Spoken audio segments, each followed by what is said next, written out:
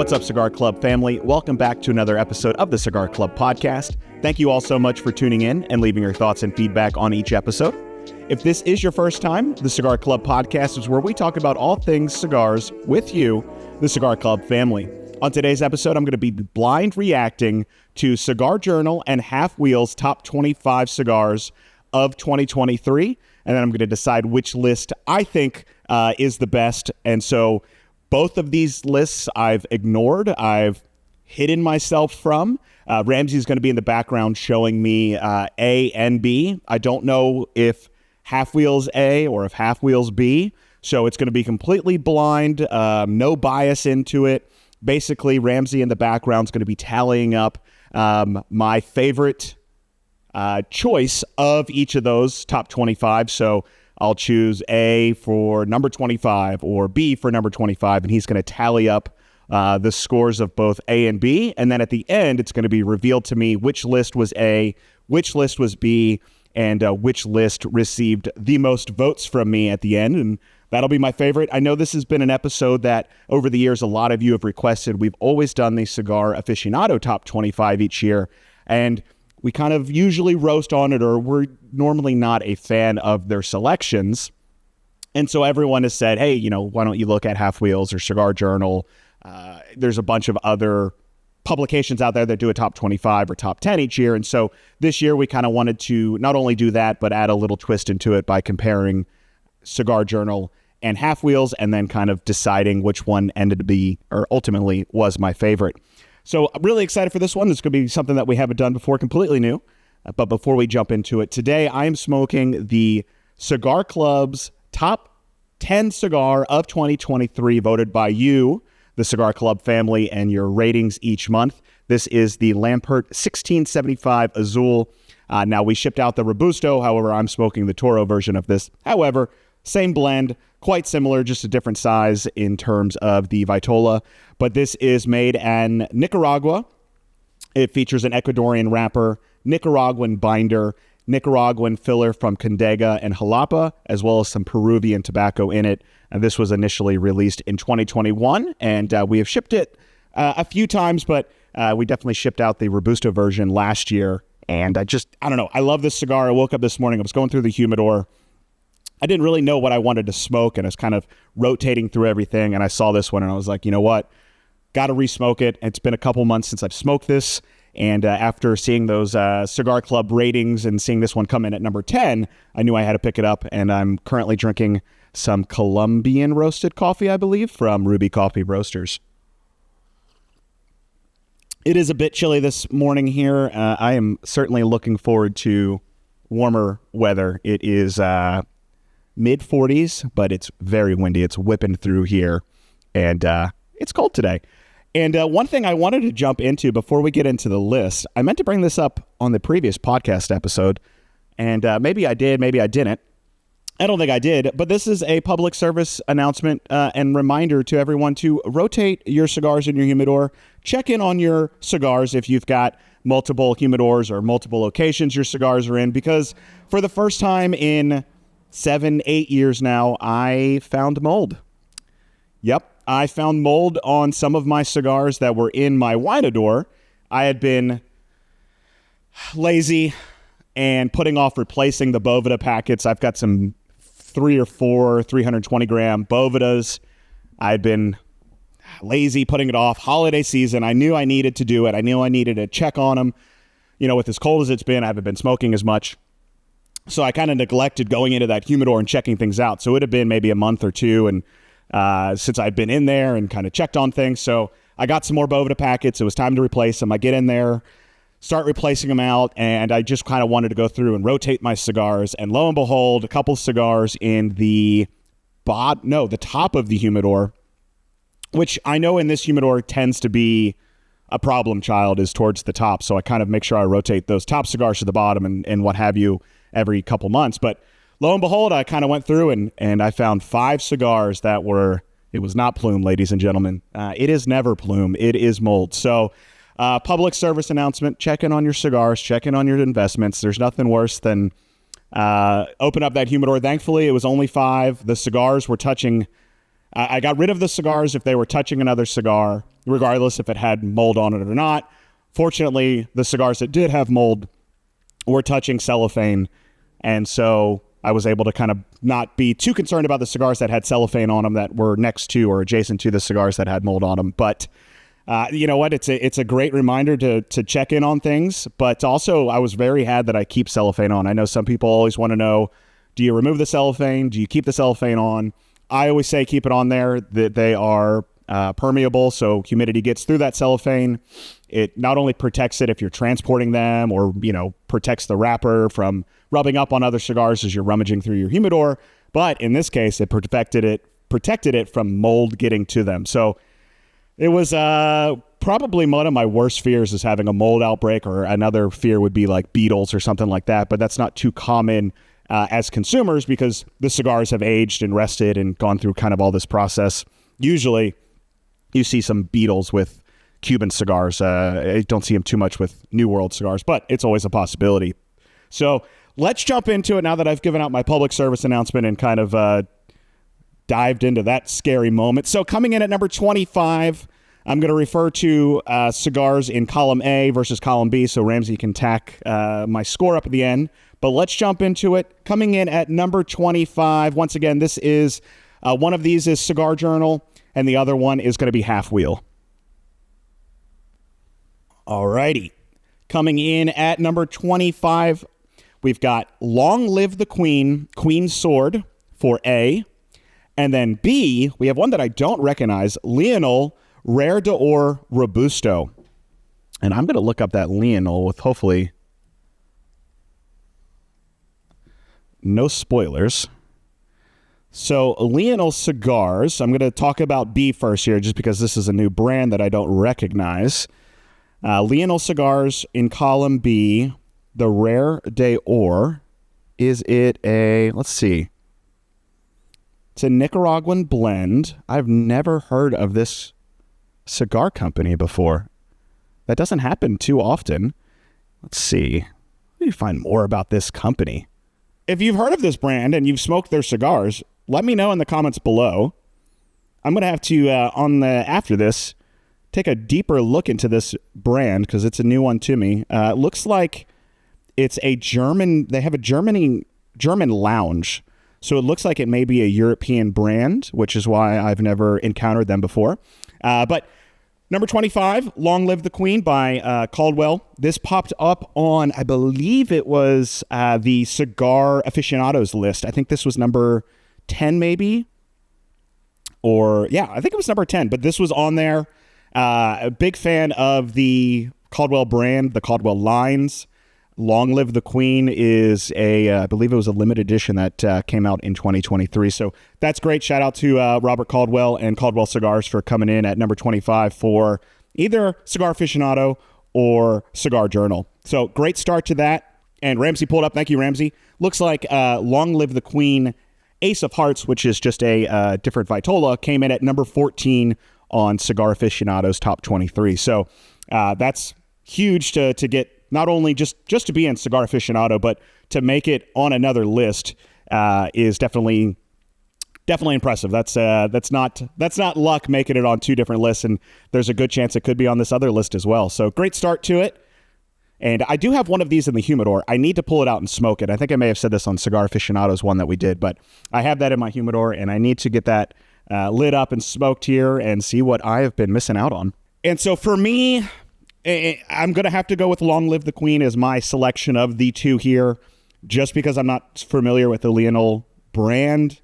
And so kind of by default, I'm going to have to go over to the Caldwell Long Live the Queen, Queen's Sword. Gets my first vote. So column A, 1 point so far. All right. Coming in at number 24 for A, we've got the Tatuaje 20th Anniversary Grand Chasseur. Chasseur sounds fancier. Column B, we've got the Aganorsa Leaf Aniversario Maduro Gran Robusto. This is I like this start here. This is really interesting to see kind of the A versus B, me not knowing which is which. So both of these fantastic cigars. I haven't smoked the Tatuaje 20th, but I've smoked numerous Tatuajes over the years, and this one I'm going to say is probably somewhat similar to those. However, my vote here is going to go column B, the Aganorsa Leaf Aniversario Maduro. I'm a huge fan of the Aniversario lines from Aganorsa, and the Maduro is just absolutely fantastic. So that's going to have to get my vote for sure. But that Tatuaje, I know, would be a killer cigar. Coming in at number 23, column A, we've got the EP Carrillo Short Run 2023 Toro. And column B, we've got a brand that I'm not familiar with again, the Artista Midnight Robusto. And once again, this is another one. If you've encountered this brand or smoked this brand before, please let me know in the comments below. Looks like it's made in the Dominican Republic. The Artista Midnight brings you strong savories of earth, almond, chocolate, and more, courtesy of a dark Ecuadorian Habano over select tobaccos from Nicaragua, Ecuador, and the Dominican Republic, as well as the USA. So this thing's got a little bit of everything in it. Let's see if I recognize any of the other lines in this brand. No, I'm not familiar with anything by them. So both of these I have not smoked. EPC obviously is one that is always in the top 25, top 10, top 5 for numerous cigar publications.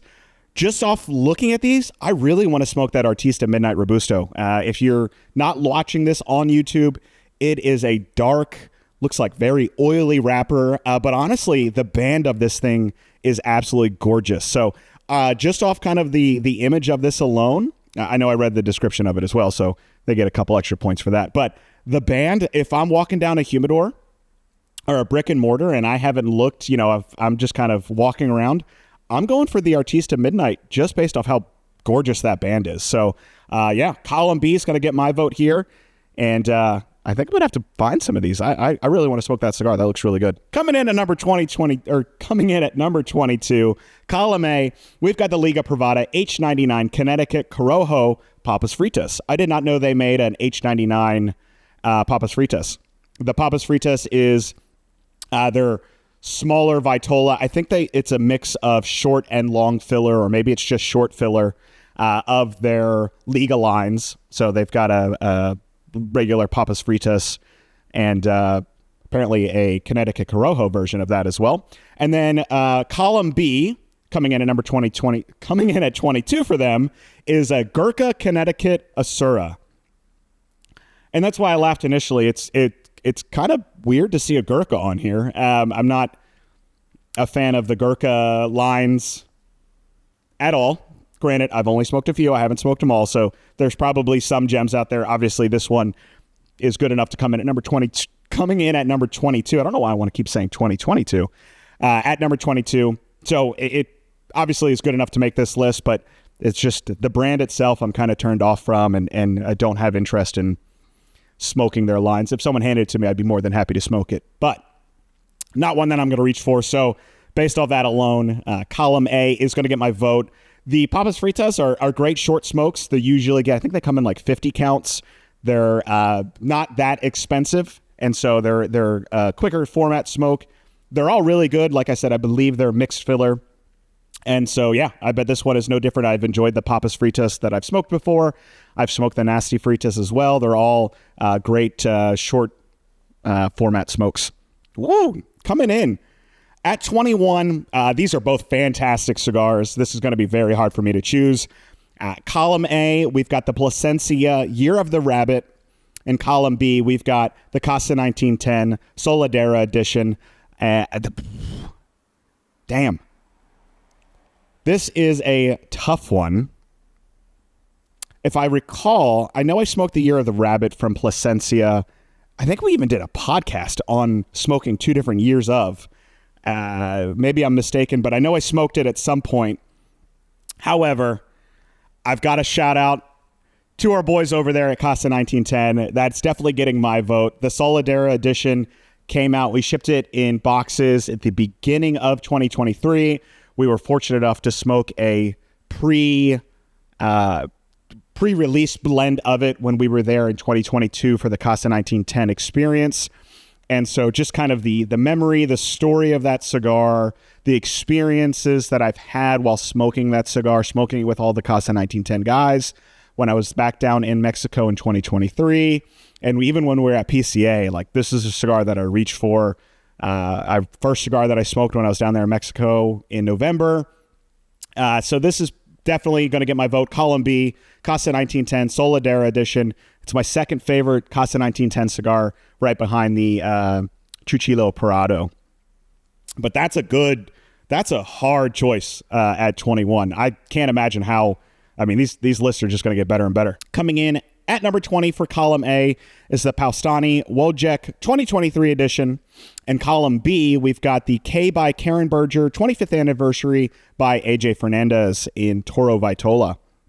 I'm not too familiar with the Karen Berger cigar, but it's made by AJ, so you know it's going to be bringing the flavor. AJ's got a certain characteristics to the tobacco that they use. We always talk about Aganorsa having a specific Aganorsa like twang to it, so to speak. I think AJ also has a particular characteristics in the tobacco that he uses that usually after you've smoked enough AJ Fernandez cigars or cigars made by him, you can quickly pick out that characteristic AJ funk. I think is kind of the best way to describe it. So while I haven't smoked this cigar, I can kind of picture what I think that cigar would taste like. But for me, I'm going to have to give the vote to column A. The Paustani cigars are always fantastic. I've smoked several of these over the year. Now, I don't believe I smoked the 2023 edition, but I do believe I have the 2023 edition waiting to be smoked. So I need to go into my humidor and pull that one to the top to go through. But column A in this case is going to be getting my vote. Number 19 in column A, we've got the Davidoff Limited Edition 2023 Year of the Rabbit. So another Year of the Rabbit coming in for column A. And then for column B, we've got the Confidencia Al 56. I have no idea on that one, so I'm going to have to quickly... Confidencia. So it looks like this is a Honduran brand. I'm not familiar with it. There's not really any bands on it. There's nothing that I can truly pull away from it. So it looks like just I don't want to say a bundled cigar. However, a cigar that's kind of sold unbanded. For me, I don't know. There's not too much given away. I'm trying to think about if I'm walking down a brick and mortar and I don't kind of see, I don't know what I want to smoke. I'm just kind of going off appearances only. I'm going to have to go for the Davidoff Limited Edition, not only for the brand, maybe if you took off the actual Davidoff label, it's got that secondary Year of the Rabbit band on it. So for me, I'm going to go with that one just off looks alone. But I'm a huge fan of Honduran cigars. I would love to smoke this cigar, the Confidencial 56, but just going off looks alone, going to have to give it to column A on this one. Number 18, column A, we've got the Padron Family Reserve number 96 Maduro. Column B, we've got the Chateau Diem Conviction Robusto. Not familiar with the Chateau Diem brand. It does have a band on it, so it is recognizable. For me, though, I would have to go with the Padron Family Reserve number 96 Maduro. This is kind of their next step up in the Padron line. I would say it's not the top tier, but it's like their second to top tier. That cigar is always consistent. I know I kind of give Padron a hard time for me, not being too innovative. However, they are consistent. You're always going to grab a Padron and know you're going to get a consistent burn line. You're going to get consistent flavors from line to line. So for me, I would certainly grab that Family Reserve number 96 Maduro, and I would smoke that on a special occasion. For me, that would be a special occasion cigar. A little bit pricier from some of their other lines, but always a good smoke. Number 17, column A, we've got Fuente Opus X, the Undefeated. And for column B, we've got the Villiger 1888 Nicaraguan Coronita. Two fantastic cigars, two drastically different cigars as well. The Fuente obviously is going to be a higher MSRP. I don't know the Vitola that the Undefeated is, or if it's something specific or a change of the Opus, so I'm just going to presume it's kind of a Vitola of a normal Opus. The Villiger 1888 is out of their new Nicaraguan factory, and that cigar is not only beautiful, but it is gorgeous. I'm a huge Villiger fan, so I'm completely biased in my selection of Column B here. However, you couldn't have two opposite ends of the spectrum cigars in terms of MSRP. For me, that Fuente cigars, the Opuses specifically, are always going to be a special occasion cigar. So that's why I say they're kind of on the opposite ends of the spectrum. That Villiger 1888 could be an everyday smoke, where for me, the Opus X is not an everyday smoke. So that's kind of my comparison. Both wonderful cigars. For me, though, that Villiger 1888 is just a wonderful everyday smoke. It's approachable. You can hand that to anyone, and chances are they're going to enjoy it, regardless of the cigar type smoker that they are. So for me, the vote's going to go Column B. Shout out to Villiger for making number 17 of whoever list this is. I will say it's quite interesting, not knowing which list is which. Column B seems to be more global than Column A. We've seen two brands on here that seem to be obscure or location specific. It seems to be maybe similar to Cigar Aficionado, where Cigar Aficionado includes a lot of Cuban brands. Column B here is looking like they're including more European or just global ones that aren't necessarily just U.S. market dominant. Obviously, that could change as we get into this. We're only almost 10 in here, but kind of just initial thoughts, initial reaction to Column A versus Column B. Column A, I'm going to butcher the hell out of this one. This is not a cigar or a brand that I recognize, and these are now just being put in front of me, so I couldn't do any pre-prep. We've got the Quinquagerio. That's not how it sounds, so look that one up. You're going to have to tune into the YouTube video to see the spelling of that one. For Column A. Column B, we've got the United Cigars Maduro Toro. I have smoked this cigar, huge fan of United. They have really cigars in everyone's price range, which I really admire. They've got everyday smokes and all the way up to, occasional celebratory smokes, I'd like to call it, or, heck, if you've got the money, they could be your everyday smokes as well. So no judging there. For me, the Column A reminds me of almost like the Saka Khan. It's a minimal band. It's got the name across of it. So it kind of gives me that Steve Saka style band where it's just kind of the name of the cigar around it. But for me, I'm going to go for the United Cigars, Column B, just for familiarity of it. And I know I enjoy that cigar, so that would be the one that I would choose. I expected to see this cigar in Column A because we saw another of the brand previously. That's the Paustani Connecticut Perfecto. Paustani came out with the new Connecticut this year, or for 2023. So when I saw the Wojak 2023, I expected to see this on here as well because it is a wonderful Connecticut. Column B, we've got the Christoph Signature Series 2023 Intertabac exclusive Toro. Going back to what I said on Column B being more worldly, we've got an Intertabac release, which is a European event. So Intertabac is basically the PCA of Europe. So it kind of goes in line with what I was talking about previously. For me, though, choosing between the two, I would definitely go with the Paustani Connecticut Perfecto.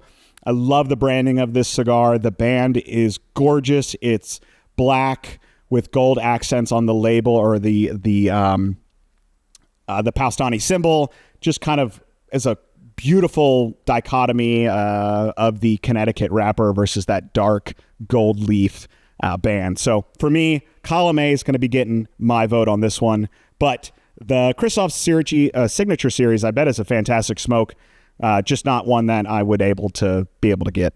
Coming in, number 14, Column A, we've got the Flor de las Antillas 10th Anniversary Limited Edition 2022. And Column B, we've got the Aldino Sumatra Limited Edition Toro, both fantastic brands. I haven't smoked these particular cigars that we've got listed here, but I've smoked both of these brands numerous times. I think they're absolutely gorgeous branding. Aldino normally has like a secondary translucent paper on it in lieu of cellophane. For me, though, I'm going to I will go with column A here, the 10th anniversary limited edition. Just something about that cigar just pops to me. I think it's kind of like this Renaissance looking artwork to their bands that are just absolutely gorgeous. I love it. It's almost like an old school feel to the bands that just draw me into them. So I'm confused on number 13 here, and perhaps Ramsey in the background while I read this off, you can kind of tell me the difference between the two. But column A at number 13, we've got the Davidoff Limited Edition 2023 Year of the Rabbit Flagship Edition. And so I'm not too sure how that differs from the normal Year of the Rabbit for Davidoff that we looked at previously. And then number 13 in column B, we've got the Principal Accomplice 10th Anniversary Desciene, which is, that cigar was number 25 for Cigar Aficionado and is a wonderful cigar. We shipped that in boxes previously. For me, while Ramsey looks up in the background to see if he can find any quick differences between the two Year of the Rabbits for Davidoff, I imagine maybe one was probably more limited than the other, or a specific unique run, as opposed to the flagship edition being one that was in normal brick and mortars, perhaps.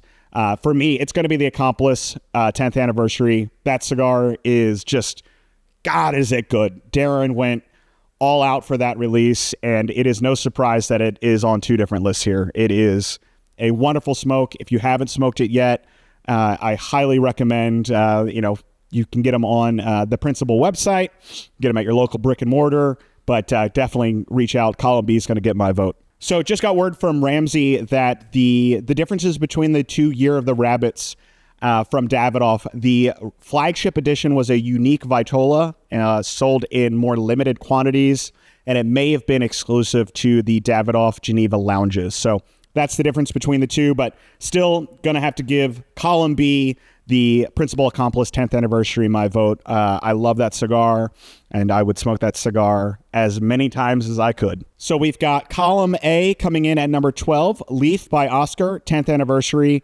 Criollo Toro. And then for column B, we've got Flor del Selva Maduro Toro, another brand that I'm not familiar with. Without looking it up, I'm going to have to probably say this is maybe another region-specific cigar, whether it's the Dominican Republic or Europe, whatever have you. For me, though, the Leaf by Oscar 10th Anniversary is going to get my vote. I love a Criollo cigar, and I really enjoy the banding on this one. I'm not too sure. What I'm looking at here is just the actual cigar with the leaf band on it. So I don't know. I would assume that this cigar is still going to have that outer wrapper leaf that I'm familiar with, that's usually included on the Leaf by Oscar lines. So it's basically a wrapper leaf that you take off to get to the actual cigar. You don't smoke that wrapper leaf. It can be confusing for some people when they get that. They think that's the actual cigar you smoke. That wrapper leaf on the outside is basically like their version of cellophane. You take off that wrapper, and then underneath of it is the Bandit cigar. But love the branding of it. Looks delicious for food terminology, and I definitely would smoke that. Alrighty, so great. Number 11 here. Column A, we've got the Zeno Nicaragua Half Corona. And column B, we've got West Tampa Tobacco Company White Toro. So the Zeno Nicaragua, if you're not looking at us on YouTube or me on YouTube right now, it's the cigar that has that Z on it. It is an offshoot of Davidoff, I believe. I believe it uses similar tobacco, or is able to use similar tobacco that Davidoff uses. This is a great wallet-friendly cigar. I've smoked a couple of these. They've got a couple different lines in the Zeno one. I've smoked this cigar with coffee in the morning, and it is great. It's not going to break the bank, and pretty consistent. My vote, though, is going to go column B, West Tampa Tobacco Company. Their white series is absolutely wonderful. Every line by West Tampa is a treat. It's a gem.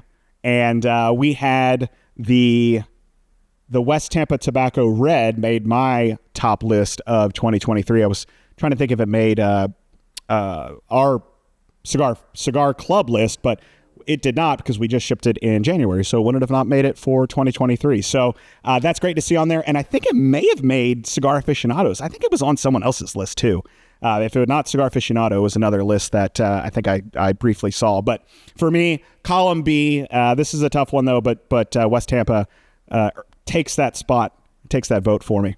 Alrighty, so coming in, we're now going into the top 10 here of each. So really getting down to probably just a few minor points between these. Most companies do like 100 scale rating. So these are probably all 90 pluses. So you're starting to really get into tough decisions as you get into the top 10. So column A, we've got the Highclere Castle Senator by Foundation Cigars. And then column B, we've got the Alados Original Blend Toro. Believe I'm familiar with that brand. I haven't smoked anything by that brand, but for me, it's going to go the Highclere Castle Senator by Foundation Cigars. The branding of this cigar is absolutely gorgeous. It's a Egyptian motif. I believe it comes in like a sarcophagus box. I mean, it's absolutely gorgeous. I haven't had the chance to smoke it, but it has been on my find it, buy it, smoke it list. Nick does just an absolutely wonderful job in blending tobacco, but more so, not more importantly, but more so, he does such a wonderful job of incorporating the story behind the blend into the name and just building up, heritage and culture and incorporating that into the name and the blend of the cigar. So for me, my vote for number 10 here would go for column A. Coming in at number 9 for column A, we've got the Mi Izquierda Black Papasaka. Wonderful cigar. This is, I've smoked this one and I smoked the Saka Khan. Thank you, Sam, for sending us that. I think you actually sent us both of those. So thank you for allowing me to smoke these cigars here. And column B, we've got the Florida Copen Gran Reserva 20th Aniversario Rosas. This, to me, is another brand that I'm not familiar with and kind of affirms to me that column B is more of a global world list. And column A seems to be more U.S. market based. But for me, my vote's going to go column A. I absolutely love anything that Steve Saka puts out there, and the Papasaka and the Saka Khan are no exception. Both absolutely wonderful cigars. At this point, column A, this is a made-up name. I'm going to butcher this. Here we go. Column A, at number 8, we've got the Mir Robusto. The band is very familiar. The name of this cigar I have never seen in my life. Oh man. Yep. If you've smoked this cigar or you know how to pronounce it, please let me know in the comments below so I can educate myself and not seem so what's the word I'm looking for? Ignorant. That's it. Wow. Ramsey, you got to give me like pronunciations. I need you to break that one out phonetically for me so I can look a little bit smarter as I break into these. And coming in number 8, we've got for column B, Oscar Valdez 10th Anniversary Toro. I have smoked this cigar. It was wonderful. I smoked this when I stopped at a local brick and mortar as I was doing the Kentucky Bourbon Trail in March of 2023. Really wonderful. I don't smoke too many cigars by Oscar. He's got a wonderful portfolio. Every cigar that I have smoked is always wonderful, always great. You've got the Leaf that we just talked about before, and then we've got this 10th anniversary release. I loved it. My wife, Bailey, loved it. I think she smoked one as well as we were hanging out just for the night at this local brick and mortar. So for me, column B, definitely going to get the vote, but the Mir Robusto does look like a good cigar. It reminds me of the new Rocky Patel $100 cigar that's like the band that makes it look like a gold bar. Kind of gives me similar vibes to that one, but still a very beautiful cigar and one that I would definitely pick up if I was walking by it. It pops from your traditional band of a cigar. So they definitely have presentation down to a science for that band. So column A, number 7, we've got the Irio Dark 1118. And for column B, we've got the AJ Fernandez New World Dorado Robusto. I'm not familiar with the first cigar, and for column A, obviously very familiar with AJ, and I would definitely go for column B here, would get my vote.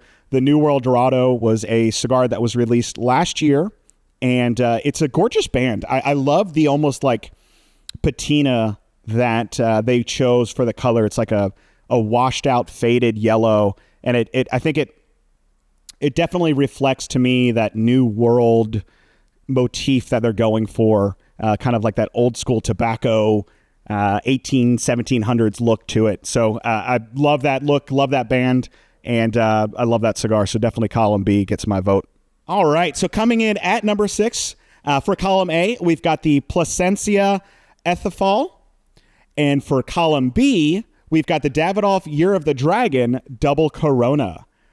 Interesting, because we are now in the Year of the Dragon. Last year was the Year of the Rabbit, so maybe this released at the end of 2023, which is why it appears here. I can't quite recall for column B, but for me, I think I'm going to go with the Plasencia. I haven't smoked either of these. I do love both brands. I love the tobacco that they use in the majority of their cigars. So for me, it's just going to come down to appearance. If I was walking through a brick and mortar again, I love the green and gold banding on the Plasencia. It just kind of pops against that wrapper leaf that they've got on this cigar. So, for me, just appearances alone, I'm going to go with column A, Plasencia. All right, so now we are getting into the top 5. And column A, we've got the Mustraia de Saka Krakatoa, which I do have. I have this cigar. I have not smoked it. It's in a coffin, which is probably the reason why I haven't smoked it yet, because there's something about a cigar that comes in its own individual coffin that is just a gorgeous presentation, and it does the opposite for me because I don't want to smoke it. Like, I don't want to, I guess I could keep the coffin after smoking this cigar, but it's just such a gorgeous piece to have in the humidor. And I just don't know why I never smoked. I have a couple cigars by Saka, and I have a couple cigars. I have the Sereno Big Old A Anniversario edition that they've got. A couple others that are in coffins. And I'll go to them. I'll look them in the coffin. I'm like, nope, this is too beautiful to smoke, and I'll put it back. So I need to change that since this is coming in at number 5 here. But for column B, we've got the Plasencia Almafuerte Aguardo. This is a cigar I remember seeing at PCA when we walked by the Plasencia booth. I love that color green. It's a dark hunter green. I think it pops beautifully with the gold accent in their lettering. I'm actually looking at redesigning my office this year into like a bar, speakeasy type of vibe motif, and these are kind of the colors that I'm going for here. So it's cool to see them on a band and kind of that inspiration behind where I'm going with my bar or office redesign. But for me, I am going to have to throw it over to Steve Saka. Column A is going to get my vote for the Krakatoa. And there's a couple cigars. I need to go back through this episode and write down the cigars that I do have that have made this list that I just need to push up to the smoke immediately queue. Coming in at number 4 for column A, we've got the Christoph Tres Compadres Toro. And for column B, we've got the Rocky Patel Disciple Robusto. I'm not familiar with either of these lines. Obviously, I'm familiar with Christoph and Rocky Patel.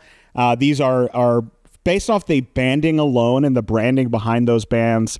These tend to me, these at least look more of a higher end MSRP, a higher line for these brands. Not that I necessarily think Christoph and Rocky Patel don't have higher MSRP versions of their cigars, but I tend to think of both brands as being more budget friendly, around that $6 to $8 range. But just based off how kind of gorgeous both of these bands look, I would suspect that both of these are in the higher MSRP range, maybe around that $15 to $20 price point.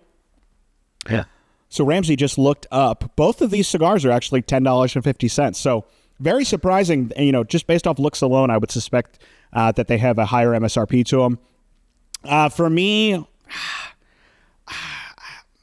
if I'm walking down a humidor, I don't know. I think I'm going to grab the Christoph. no rhyme or reason on that one. I think the wrapper is a little bit lighter. It has a little bit lighter shade to it, so probably more in that medium range. So for me, that would be the one that I'm going to gravitate towards and grab. But both of them are pretty, and I'm surprised at the price point of each. They look like they would be higher MSRP. So shout out to both Christoph and Rocky Patel for pushing that elegant band design in $10, $50, $11 cigar, depending on your market. So shout out to them. Those look absolutely beautiful. So coming in at number 3, column A, we've got the Room 101 Johnny Tobacconaut Perfecto. And for column B, we've got the Liga Privada Unico Series Year of the Rabbit. And I don't think I knew that they came out with the Year of the Rabbit Liga line. I know I've smoked the Year of the Rat, so it doesn't surprise me that they did.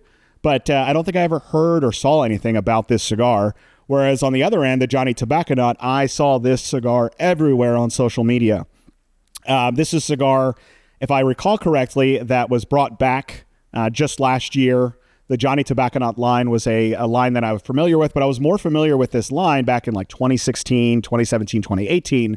So I'm glad that they brought it back. And column A is definitely going to get my vote. I love the Johnny Tobacconaut line. I love the branding, the imagery, like the spaceman. It's gorgeous. Like that's a cigar that you could get like tattooed, right? Like the image of the spaceman walking. There's something about it that I think would make a killer tattoo. And so, yeah, column A definitely going to get my vote. And I have not smoked this one.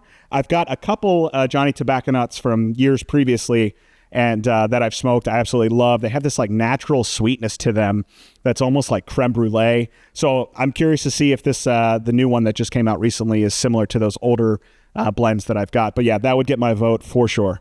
All right, coming down, number 2 here, column A, we've got the Davidoff Anniversario number 1 limited edition collection. And column B, we've got J.C. Newman, El Baton Bellicoso. Both of these cigars are gorgeous. I'm not familiar with that J.C. Newman cigar, but I really enjoy the band. It almost reminds me of the Warped Futuro band. It's kind of, it's got like an aged look to it, somewhat minimalistic. It's got the name El Baton on it, whereas the Warped Futuro has Futuro on it. And absolutely gorgeous. For me, though, that Davidoff Anniversario number 1 is a just fantastic cigar. Wonderful smoke.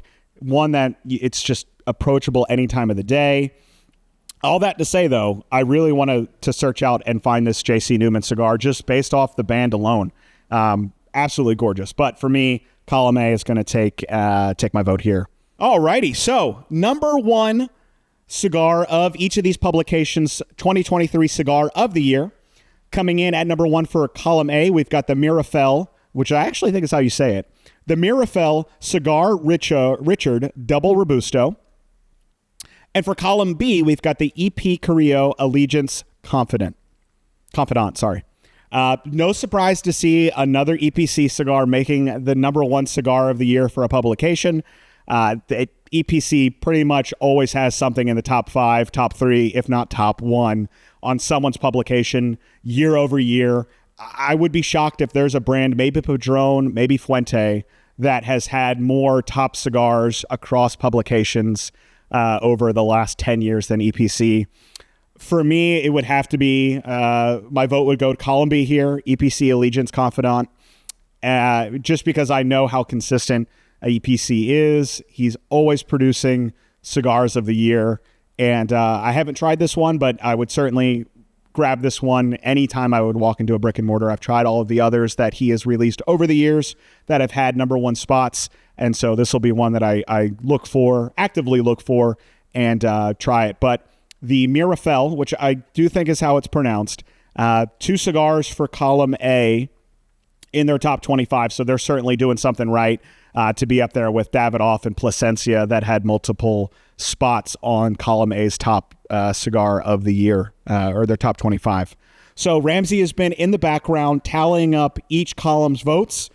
He's now going to calculate those after a brief moment here and let me know which column received the most votes, and then we'll reveal which column was which publication. So he has tallied up the votes with a score of 16-9. Column A was the one that I chose the most cigars out of. And column A was Halfwheel. So that means column B would have been Cigar Journal. And I think this makes sense. As that list went on, I definitely talked about and got the feeling that publication B was including more worldly brands, so cigars that maybe would be found outside of that U.S. market. And I usually associate Cigar Journal with being kind of, a worldly publication.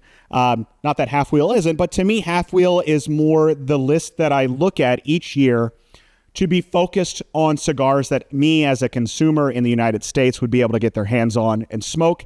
It's always the list that I kind of put above everyone else's list that is a, Cigar Journal, Cigar Aficionado, Halfwheel. There's a bunch of others as well, but Halfwheel to me is the creme de la creme, the one that I look forward to the most. And so it's no surprising that their list resonated more with me as a consumer, despite their number one cigar, me not choosing that one. Obviously, I chose Cigar Journals as one that I'd want to smoke. As I was talking here, Ramsey pulled up the Halfwheel number one cigar, the Mirafell cigar. And we've got it's a couple information on it. We don't know the origin or the factory. It's a Cameroonian wrapper with undisclosed binder and filler. And the part that took me by surprise here is it's an $86 MSRP cigar. Wow. I would have never have guessed it. He goes on, there's some information here on Halfwheel they provided. The Mirafell family has been in the tobacco business for more than 140 years, growing and selling leaves from Cuba, Indonesia, and Germany, as well as being the prominent grower of Cameroonian tobacco in Africa. So, and looks like that Cameroon wrapper that they are known for is used by everyone across the board. Toro Fuente, Aldis, United, General Cigars here. So, wow, $86 MSRP is, there's not too many cigars that you're going to be able to find that start to break over that $50 price range. So for an $86 cigar, it better be damn good. I don't think I'm ever picking up this cigar. If it was handed to me, I would, or maybe a special occasion knowing that it made Halfwheel's number one cigar of 2023. But that's expensive. So if you have smoked that cigar, I need to know in the comments below, is it worth $86? And would you smoke it again?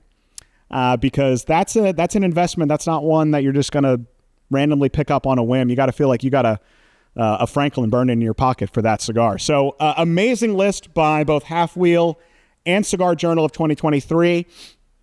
I applauded Cigar Aficionado for their 2023 list. I think it's by far the best top 25 lists that they've had. And a lot of you have reached out to me and agreed with me on that one. So I'm glad to know that I wasn't alone. At the end of the day, I think I enjoy the Halfwheel one, or I definitely enjoy Halfwheel's list over Cigar Aficionado's list this year. It still resonates to me more as a consumer and as someone in the U.S. market. The cigars are certainly ones that I feel that I would be able to find easier or regularly, or anywhere on a local brick and mortar or online store. And I would say Cigar Journal and Cigar Aficionado's top 25 are dead even in terms of approachability to me as a consumer. And the cigars that they listed, I think, are both kind of, in the same line. Interestingly, I don't think any of these were Cubans on either of these lists, or at least if they were Cuban cigars, they're not your typical Cuban mainstream brand. So I wonder if that was intentional, if they go into it saying, we're not going to include Cuban cigars just because of their availability, or if just no Cuban cigars made their top 25 list of 2023. But shout out to all three of those brands. I think you had really great lists for 2023. And I really enjoyed doing this blind. It was very interesting to not know which list was list and kind of dissect those lists. And if I had to guess, I would have probably guessed that column A was Halfwheel based off the cigars that they listed. So that was really, really cool to see. And I'm glad to see, Halfwheel took my blind vote, and it's usually the one that I like the most. So that was really cool to see. So we've got a question of the show, and then we've got a giveaway here. So question of the show is, what's the best way to get rid of the cigar taste after smoking? It's tough because I don't think I found a good way to do it. I have tried brushing my teeth immediately after. I've brushed my teeth and taken a shower. I've brushed my teeth, showered, washed my face. I've done all three at once. I've done brush my teeth, wash my face, et cetera, et cetera. I've tried eating afterwards. I've tried, drinking a soda or an energy drink or a cocktail. And honestly, for me, I'm not too offended by if it's a good cigar, I don't mind a lingering kind of cigar aroma on my palate afterwards. Some people, if it's not a great cigar, it can leave a harsh, bitter aftertaste, which I certainly don't enjoy. So I'm going to make sure maybe, brush my teeth, mouthwash, and eat something, whatever it takes. But for me, I haven't really found any one go-to solution. For me, taking a shower, brushing my teeth, and, changing clothes, I've got like a jacket on here, which is why, they had cigar smoking jackets, right? That way you wouldn't get your clothes smelling like cigars as heavily, which kind of helps. I think it's more of an overall thing as well. I think it's a combination of it being on your palate. If you've got facial hair, it will be in your facial hair or even just on your skin, and then on your clothes as well. So for me, having a smoking jacket, brushing my teeth, and hopping in the shower if I really feel like I need to are all the ways that I kind of go after it. But if you've got a surefire solution that you do to really completely cleanse your palate, get rid of any cigar aftertaste after having one, I definitely would love to know in the comments below. But there's also cigars that you smoke that literally leave no aftertaste.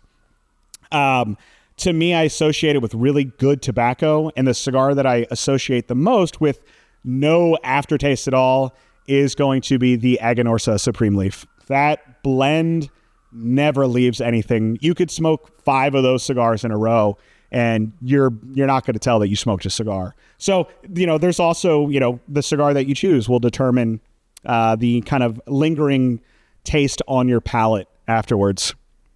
But let's do a giveaway. We've got a wonderful accessory kit that's going to include a beautiful ashtray and a wonderful torch lighter.